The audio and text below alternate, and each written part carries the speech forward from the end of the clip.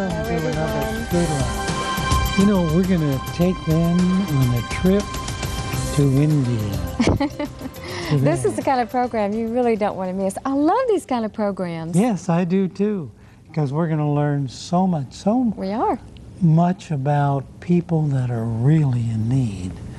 And we're God's heart. Yes, we're so excited to have Dr. Rahman with us today. Good news, India.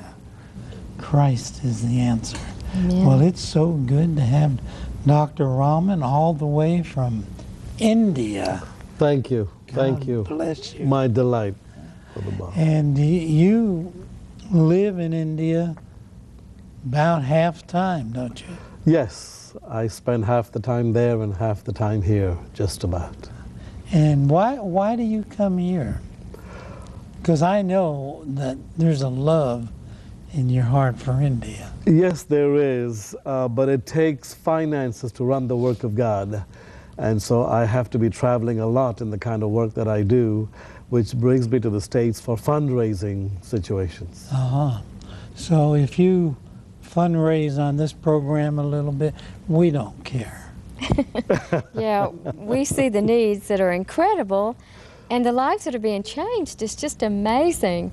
Well, you know, I wanted you all to hear how, Dr. Faiz, would you tell us how you got saved and how this ministry got started? All right, a 10-year-old boy in Calcutta, India, 1964. My parents put me into the Assembly of God school under missionaries that were very well known with the Assemblies of God almost a generation ago. That was Mark and Hulda Buntain. Mrs. Buntain is still carrying on the work in India. And it was at the school that under Mark Buntain's great preaching and teaching that I was exposed to the gospel. And at the age of about 14 and a half, in the school, through a series of events at a youth camp, I decided to give my life to Christ and follow Jesus, and I walked away from Islam 1968. I faced my bouts of persecution. Life was difficult for a while, and we in India expect that you pay a price when you follow Jesus. And I did. My family disowned me, and my brother was very angry with me and put a price out on my head, and my mother was extremely upset. My father cut me off from everything, but thank God his people in the church were there. And so that's been 40 plus years, and it's been the greatest joy to have followed Jesus for all of these 40 plus years. God. Have you seen your father since? Yes, back and forth. I left for the States in '72, and by then we had sort of reconciled. He did not approve what I was doing, but sort of was accepting. When I went back to work with Brother Buntain in 1979, he died shortly after I got there. My mom died in '86, and I believe she, accepted the Lord in her own way. She didn't take baptism, but she would come to the services. Yes. So yes, and my brother, he has not as yet. Yeah. But he will. I pray that he will. Yes. Well, now you do so many things in India.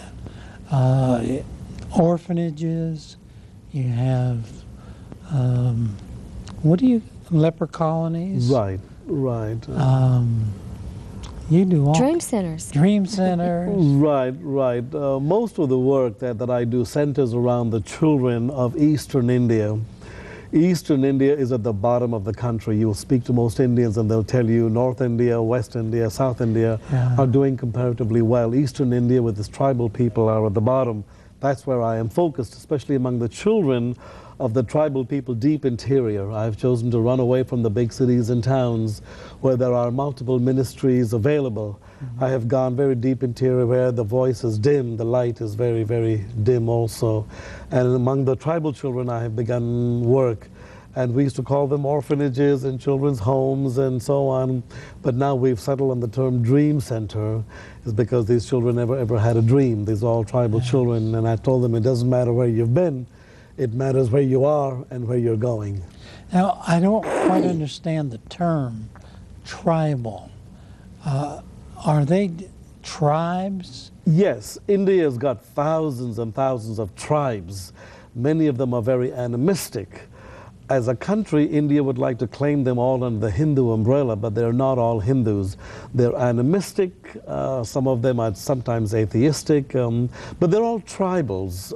Most of them are pantheists or animists, and they belong to small tribes, hundreds of tribes. There are larger tribes like the Adivasis and the Santals and the Lodhas and so on. And so, yes, they all belong to a tribe. And how are they governed? They come under the laws of India, and they come under state and local government and so on, but they also have their own way of living, and they're so far deep interior, most of the laws of the land doesn't quite affect them. They live among the jungles and trees, they survive very, very simply, and they die at an early age. The average lifespan is still in the late 40s, early 50s, because of the hard labor they do. Most of them are field laborers. Sometimes they'll come into town to work on the construction projects. But farming and field labor by far is their choice of work. You have a great little clip here. It's about 7 minutes long, so you're going to have to pay attention. And we're going to show, it shows not all, but a good part of the work that Brother Rahman does. Good News India. Let's go to that.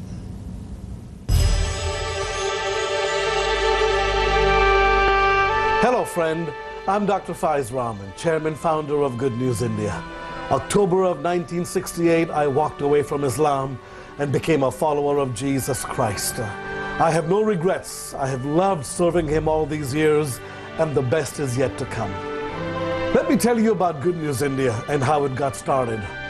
October of 1998, 30 years after my conversion, I found myself preaching to a small group of people in Bulgaria, on the border of Bengal and Orissa in eastern India. Following the service, which had about 30 adults and 25 children, the local pastor asked if I would try to help with education and funding in the future for the 25 children he had there. At first I hesitated due to the sheer implications of looking after these children. But I remembered that I too was sponsored by a lady in Georgia who touched my life. And when the Holy Spirit nudged me to say yes, I said yes, and Good News India was born. What is Good News India? It is children, some 2,500 of them in 24 orphanages. We call them dream centers. Why sponsor a child through Good News India? Two reasons.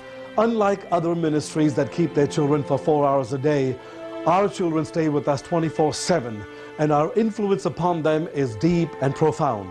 Secondly, we do not surrender our children after high school, but we are committed to taking them through college and ensuring they will get a job when they are done with us.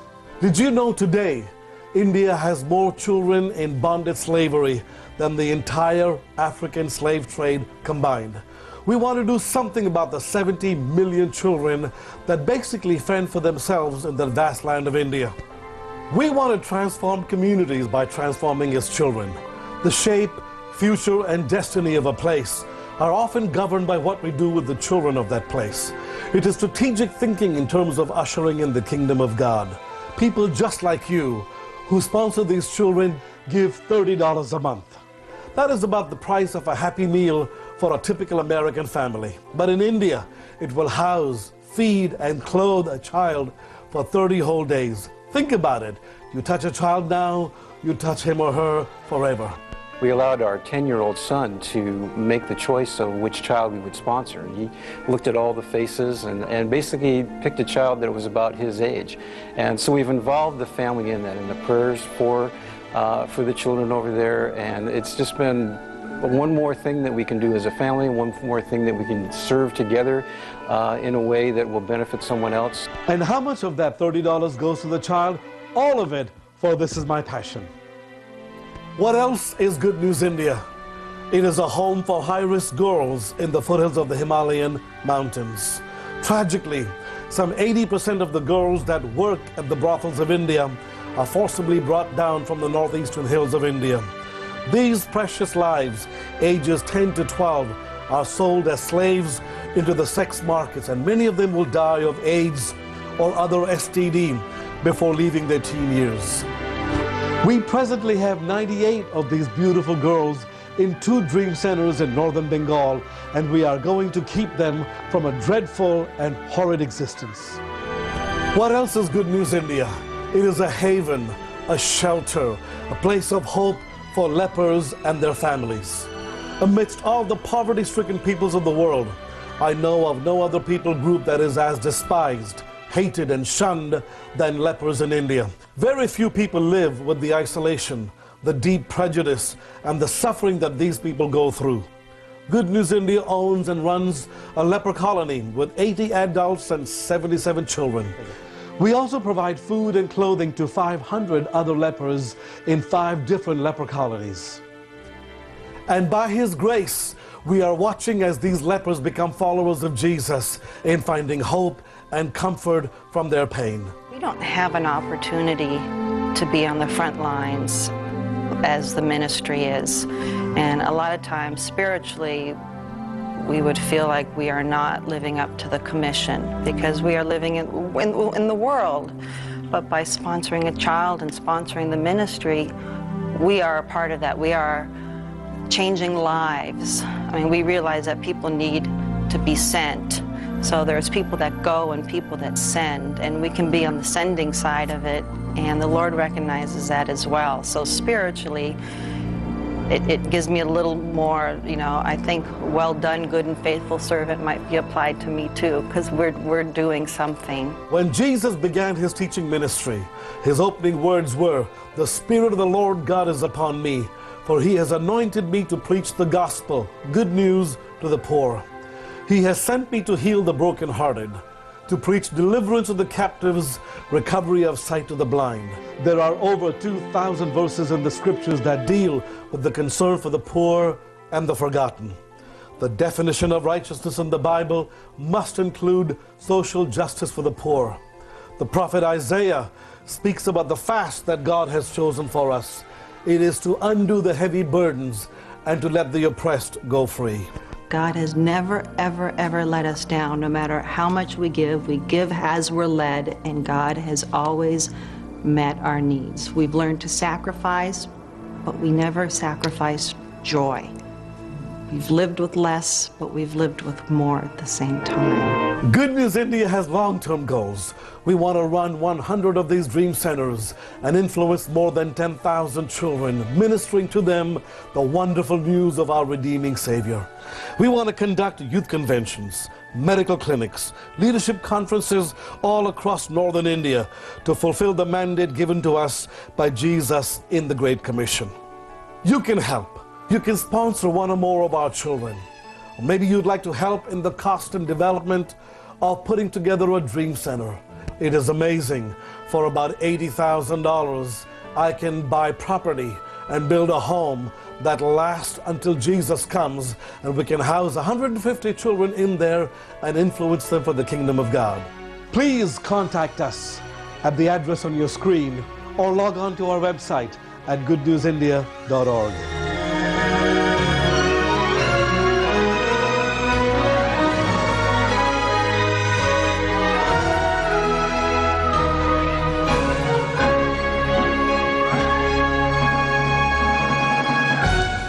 And we have the wonderful, wonderful man that started all this. Now, you said that as a young man, you just went to help somebody. And how did that flourish into all this? 1998, I was pastoring in Houston, trying to build a work in Houston, Texas, when a friend of mine said, "You're going to India," and I would go every year just for a month or so, preach in different churches, and then come away. He said, "This area is a bit remote. Will you take the time to go?" I said, "Sure, I'd love to go." No, yeah. He said, "Not many people will come." I said, "It's all right. I'm an evangelist, however many are there." I didn't quite realize how far it was. You've been to Calcutta. It takes a long time to fly in there. Then I took a train, 5 hours, and then we got off the train. We got onto an old rickety bus that you got to push to start. And sometimes when you push start it, the driver doesn't wait on you. He just takes off, and you're the one that pushed him to start. Anyway, we got on the bus, 2 hours by bus to the edge of a river. They said, Pastor, get off, about 8 of us. And the bus is going back into town. We got to wade into the water. So we waded into the water about thigh deep, and we got into a boat in that river. And that boat went halfway in the river. There was a sandbank. We got off on that sandbank, crossed the sandbank, still in the middle of the river, got onto another boat, and we crossed the rest of the river onto the other side where a Jeep was waiting for us. A Jeep that sat 18 of us in Indian fashion got onto that Jeep. And we began to make our way to the middle of nowhere. So I finally said to my guys, I'm from here. Where are we going? How deep interior is this? Oh, they said, you've come so deep interior, even the police don't come. I said, what do you mean the police don't come? Oh, this is the place captivated by the Lodha tribe. It's the first time I heard about these tribal people who literally about a few years before had come off the trees from a very primitive, savage and tribal existence under a very violent group of people. So I said, what do they do? Oh, they said they routinely will drop a tree in front of the car, they'll drop a tree behind, they'll lock you in, and then they'll take everything you got, and then they'll kill you. And I thought to myself, this is not what I want to hear. You know? I said, Lord, I don't want to die right now. But we made our way about an hour and a half to a small little area. 30 adults were there, 30 children about, And I preached for about 20 minutes. Those people don't have much of an attention span, After 20 minutes, I threw out the challenge of the gospel. 18 people, Brother Bob and Sister Jane, that day got up and said, we're walking away from Hinduism. We've had enough of this. We want to become followers of Jesus, for which they'll pay a huge price, Well, we prayed with them. I gave them literature. I was thrilled they're going to be followers. The local pastor was there to follow up on them. But I'm not a village guy. I was ready to get back to the city. I thought, I don't want to be here. This is too far remote. And so on. The pastor, we're waiting for lunch in good evangelical preaching fashion. You meet and then you eat. So we had met. We were waiting to eat now. And he said to me, can I speak with you? Sure. He said, you see these 25, 30 children. I've had them now for about a year. We're really struggling. This is very remote. No one comes here. And I thought to myself, you got that right. This is so far remote. This is middle of nowhere. He said, nobody comes to help us. I really am desperate. I want to give them the gospel. I want to give them education and food. Will you help me? And I said the first thing that I could say that was pious. But I didn't want to be involved. I said, let me pray about it. It just sounded very sanctimonious. The minute I did, Brother Bob, God reached down and smacked me inside, just really hard, and reminded me that there are some things which are clear in the scriptures about which we don't need to pray. I was just putting it off. And he said, when you were a teenager, and everything came against you and you came to follow me, I put someone in your path. That was Mrs. Horn. She was your sponsor. Then I put Mark Buntain into your life. I put the church in there. I had someone to help you. These people don't have anyone to help you. You do something for them. And I remember saying to God, who am I? I am just a nobody pastoring a church in Houston, and I can't do this. And God said to me four words that have stuck by me. He said, I will help you. And that's all I needed. And with 25 children, Good News India got started. I took a very crude picture, whatever I could of them. I took a 5x8 card. I stuck the picture. I hand wrote some things, came back to my church, and I said to my congregation, I said, here, I need $10 a month from you. This child needs help. And somebody else, I said, I need $10 a month from you. This child needs help. And that's how we got started with about 25 children in 1998. Wow. Yeah. Now, you were actually brought up under Mark Buntain. Yes, I joined the school at the age of 10. I was living at home. My parents were middle class Muslim citizens. But later on in 1967, 68, we got into financial trouble. My father lost a lot and so on. So I asked for a sponsor, and in the providence of God, he gave me Mrs. Horn. Very small little lady. She was literally 5'2", eyes are blue. She just was a little lady outside Atlanta, Georgia. She became my sponsor in 1968. She saw me through high school. When my family abandoned me, she stood by me. She would send me $5 a month. That $5 covered my tuition, my private personal expenses, all my books, whatever I needed, and I still put some money in the bank of the $5 a month. It took care of everything. I saved up enough for my airfare. I had a little bit of money and so on. When I came to Bethany College in California in '72, she helped me with the first year of college. She said, I will help you. She saw me through college. She saw me through my master's programs. She saw me through my doctorate. Wow. In the year 2000, at the age of 101, she finally went home to be with the Lord. But her life in me and her influence on me was profound. She never thought anything about it. She said, I'm just helping you because I love you. I saw her several times in Georgia before she died. She was a delightful lady. But her impact now has come full circle in that now I'm able to touch so many children because she touched my life. You know, there's a lot of Mrs. Horns out there. That's right. Right now. And you could touch someone's life. It may be someone like Brother Rahman, who ministers to so many. That's right. But you need to pray about being a Mrs. Horn and see what God will do, what He'll speak to you. And I believe He's speaking to many people right now. And we're going to come back and talk more about this ministry. And I'm so fascinated at the people that don't have anything and can't work, and yet you take care of many of them. I do. Yeah. And What a ministry. we understand how difficult that is, but you can be a part. To contact Dr. Faiz Raman and Good News India, please call 1-800-920-3958 or send an email to info@goodnewsindia.org. To send a contribution, please write to Good News India, P.O. Box 72747, Phoenix, Arizona 85050. You can also find more information about this ministry online at goodnewsindia.org.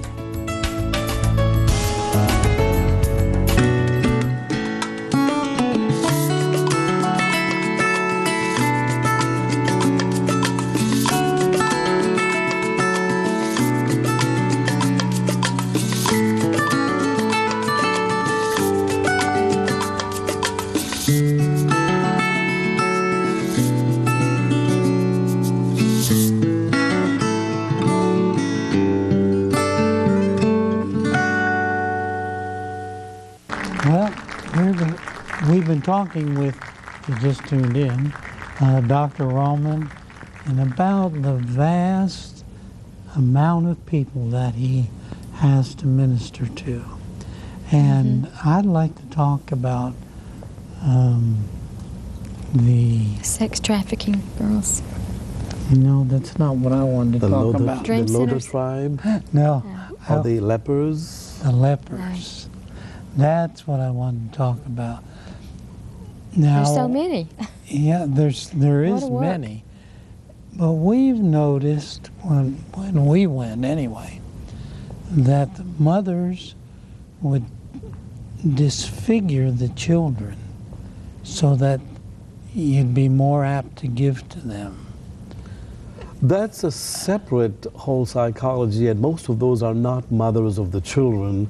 They have kidnapped those children from someone else. It's a very rare mother that'll disfigure her own child. It used to be that children were kidnapped from the villages and towns, brought in, given to a woman and maimed in order to elicit a stronger response when they begged. That is being very well controlled now, but I'm sure it happens.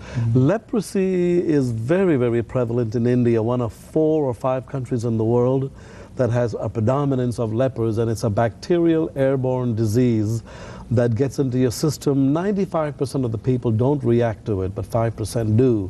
And when they do, the symptoms come manifest. And in the early stages of leprosy, it is fully curable.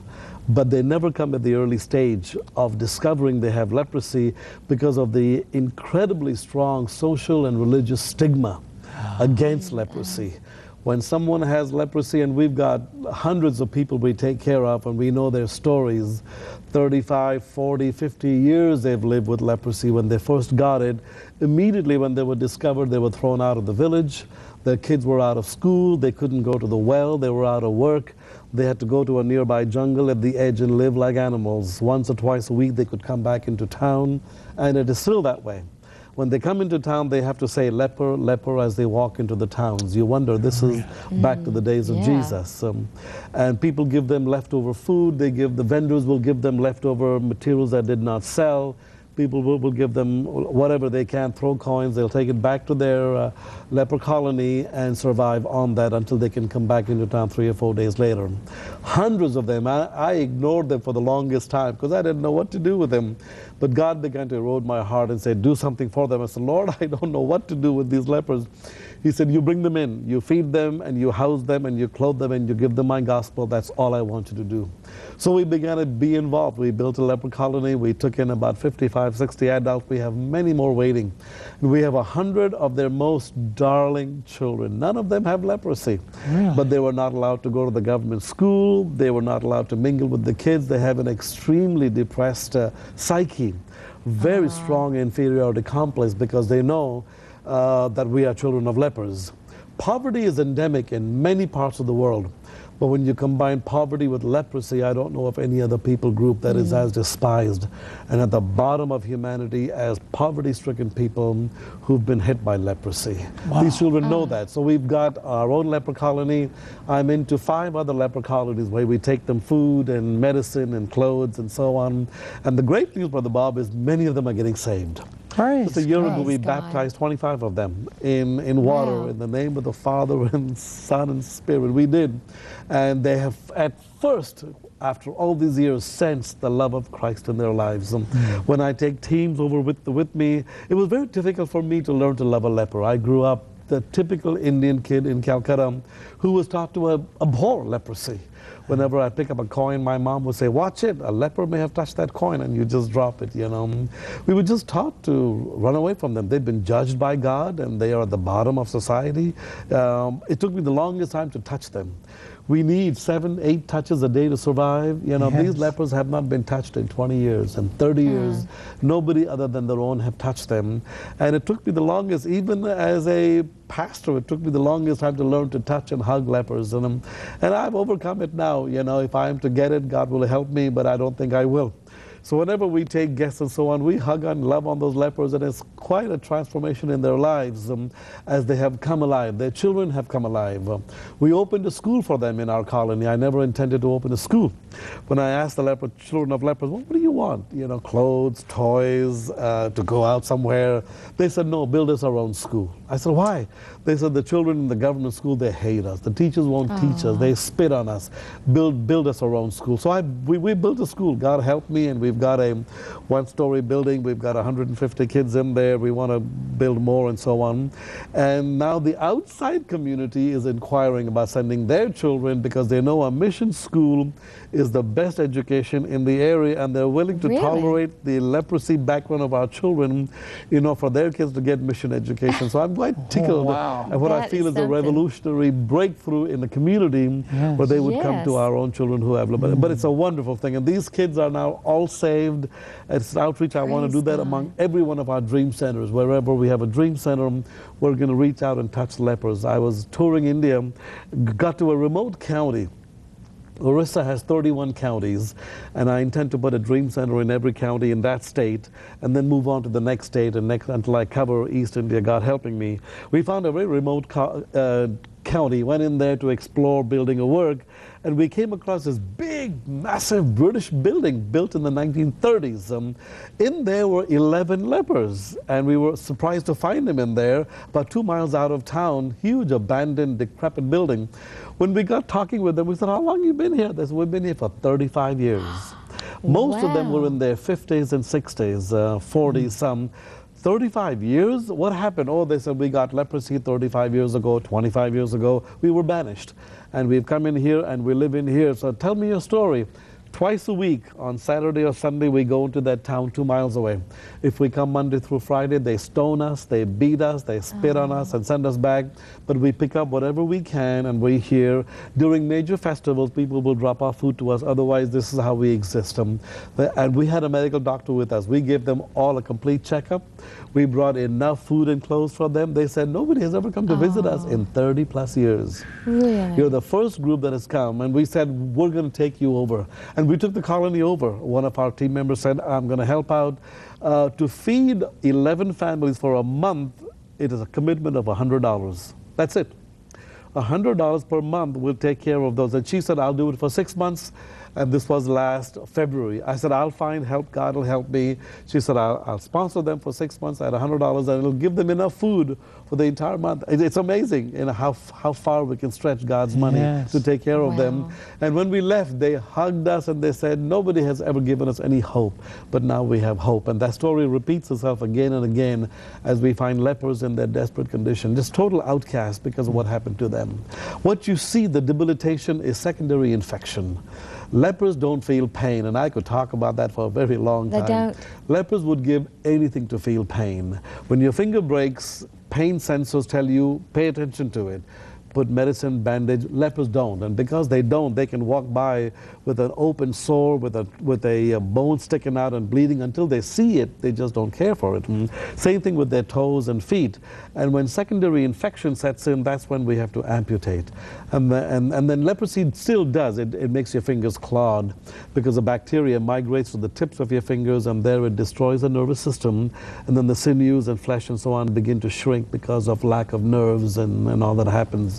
It's a debilitating disease. But we've got an outreach in them, and every way we find lepers, we're bringing the gospel of Jesus to them, and food and shelter and clothing to their lives. What a marvelous, marvelous We know the ministry. gospel alone will give them hope. It does. Jesus gives them hope. It does. It does. And then But you their go conditions beyond are that. such that I have to include food and basic clothes absolutely. and something for them. So their children and the lepers now are a part of our outreach, and I will keep that up as long as I live. Wonderful. You know, my wife wanted to talk about Those these precious beautiful girls. I don't know if you can even see that, but these are beautiful. Go the other beautiful camera, girls. honey. Over there. That one? Yeah. Okay. Beautiful girls. Can you see their gorgeous costumes? Yes, those are the dance costumes that they dance, and I call these children my acres of diamonds. Nobody wanted them. They were throwaway children, and on that, of the 6 girls, only one has a father. The rest of them don't. Of the 2,400 children we have, 1,500 of them call me daddy, because they've never had a father, and I'm trying to make up for the lost years in their lives. And I promote the arts everywhere I go. And so these kids will dance to Indian and Western worship music, and I've got a video clip I will leave with you to insert into this program of them doing dancing. And I promote the arts greatly, because in India, the Indian mind really responds to the arts, and it's an avenue that we have not used. The kerygma, the proclamation is there. But if we use the artistic method of song and dance, the Indian mind just comes alive. And so I have taken them to many hostile places, and the hostility has dropped when these kids dance. And so, yeah, all of our dream centers have dance teams. That's a typical Bharatanatyam costume, Odissi dance costume, and they put on great dances. Last January 26th is a major Indian festival day that is equivalent to what we call the Independence Day celebration. And we were on the beach at one of our dream centers. 2 of our dream centers are in close proximity to the ocean. And that day, 8,000 people must have been there. And so I said to our guys, put up a stage, and they did.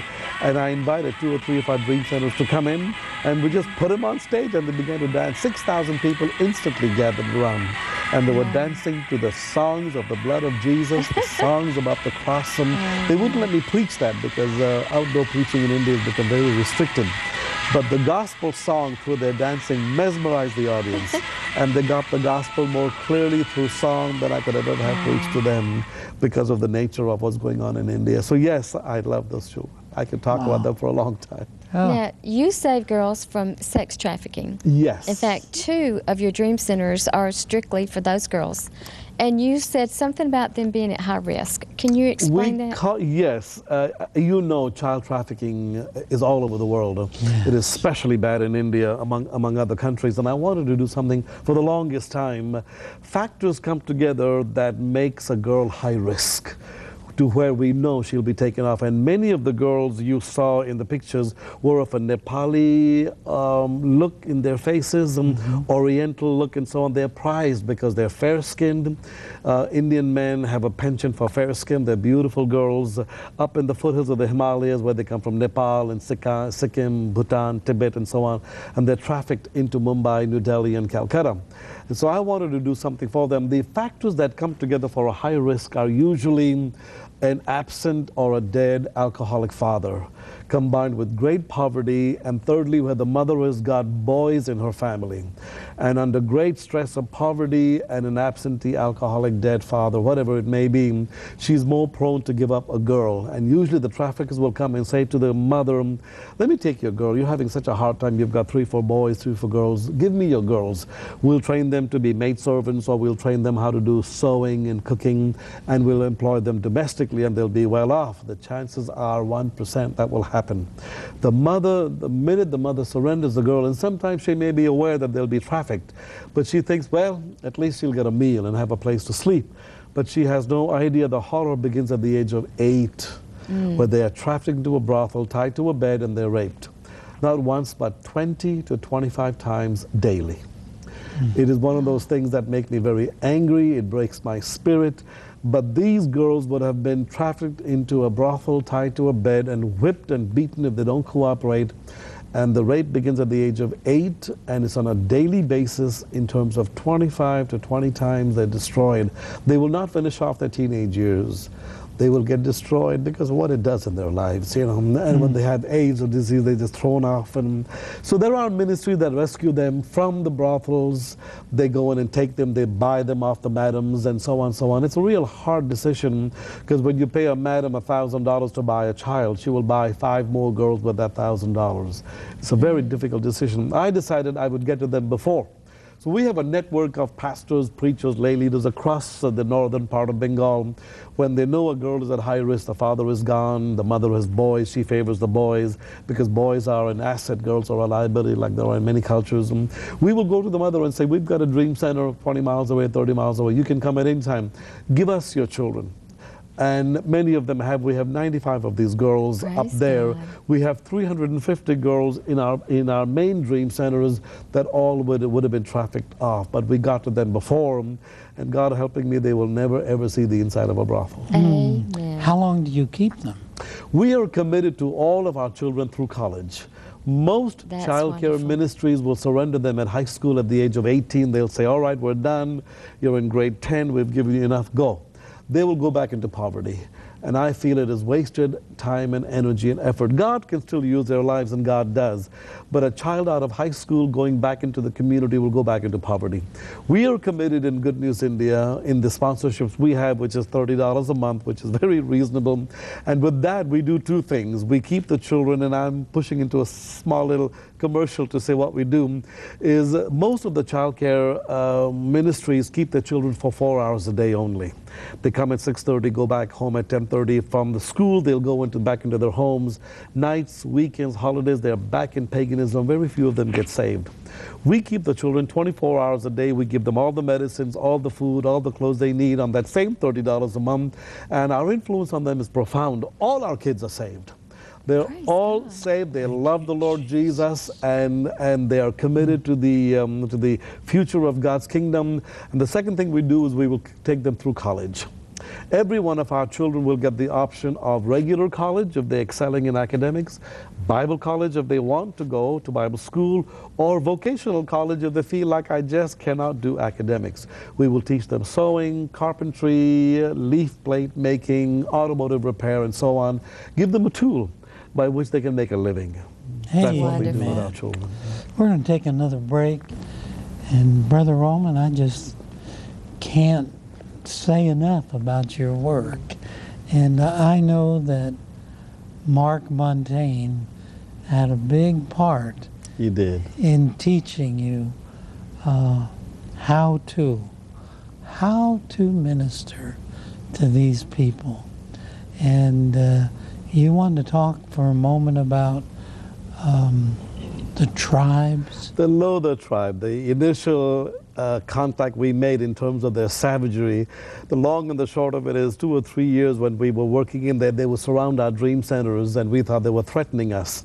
But eventually when we made connection with them, and they hate the police, they hate the government, they don't want anything to do with them. When we made connection, we said, why do you do this? Why do you, scout our dream center? They said, because we see hope in your children's eyes. Our children have no hope. Wow. Your children have hope. Would you like to meet with us? And so there was a meeting arranged. I got there with 5 Americans. It was 4 o'clock in the afternoon. They had been waiting all day. And I thought, well, we'll meet with just a few of the tribal leaders and elders and so on. When we went deep in the jungles, left even the dirt road, got into the trees and forests, and came to this clearing. There were 2,000 of them there. When we got out, my main director said, my Lord, there's 2,000 here. I said, what does that mean? He says, I don't know. But we began a meeting with them, and in the course of the meeting, it was a U-shape. They completely surrounded us. But I got to talking with them, and I said, why do you do this? The police hate you. Everybody kills you. They said, because we're hungry. Nobody takes care of us. They exploit our land. They come and shoot us, and we don't know how to farm. We don't know how to take care of animals. All we know is the savagery we know on the roads. If you will give us an alternative, we'll stop our ways. And I thought to myself, I don't know what I can do. I said, we'll do something. They said, you will? I said, yes, but in the meantime, will you give me your children? I said, I don't want your children becoming like this. They said, the women began to speak and said, we don't want to live like this. The army comes and kills us. The police shoot us. 90% of our men are wanted for multiple murders. We don't want to live like this. Give us an alternative. I said, I will. Give me your children. Fine. I came back and I said, dear God, help me. A lawyer in Washington, D.C. heard about our work. He said he grilled me for months. Finally, he sent me $70,000. We put up a massive, massive dream center in there. 150 children are in there now. In that community, about 3 years ago, the police commissioner sent for me. He said, I don't know what you're doing, but since you went into that one area, crime has dropped 90%, the gospel of Jesus. He said, I've got 70,000 of them scattered. Will you go to them? I said, if I go, I take the gospel of Jesus. He said, all I do is jail them and kill them. I don't care if they all become Christians. This is model. Go into all of them. I'll stand right behind you. Give us an open road into all of them. So we made a great penetration into the Lotha tribe. Many of them are discovering Jesus and finding out that the way of life is not violence, savagery, but there's a better way. And these children are saying we will not follow our mom and dad's footsteps of killing and savagery and violence. We want to study and we want to become followers of Jesus. I was with them a week ago. It was incredibly wonderful. And I want to say to, do I have 2 minutes. Yes. I want to say to the television audience, 40 years ago I walked away from from Islam, became a follower of Jesus. It's been the greatest 40 plus years of my life. And I don't know where you are in your walk or how you turn on the television set, but if you will give your life to Christ and serve Him and follow Him, His joy and His peace will never leave you. You will find direction in your life, and I pray that even now, right where you are, by your bed, by your chair, you will simply invite the Lord to come into your life. Ask Him to, and He will. And He will change your life completely. He did mine. Thank you. And mine. And mine. Oh, I'll tell you. That's what He does. Thank you for tuning in today and being a part of this Good Life program. Amen. And being a part of giving the good life to all these people in India. Amen. It makes no difference which tribe they come from. Brother right. Rahman, he doesn't really care. He just knows they're people. If they come with leprosy, He takes them in. This is the heart of Jesus. Yes, it is.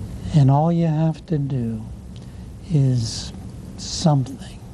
You know, you may say, well, I only have $5 left over a month. You could send that to them. Yeah, Pray over it. that's right. Let them do something. Maybe $20 a month, maybe $30, or maybe you'd love to build one of those dream centers. You just call, write, ask. God will help you. That's right. Thank you. God bless you.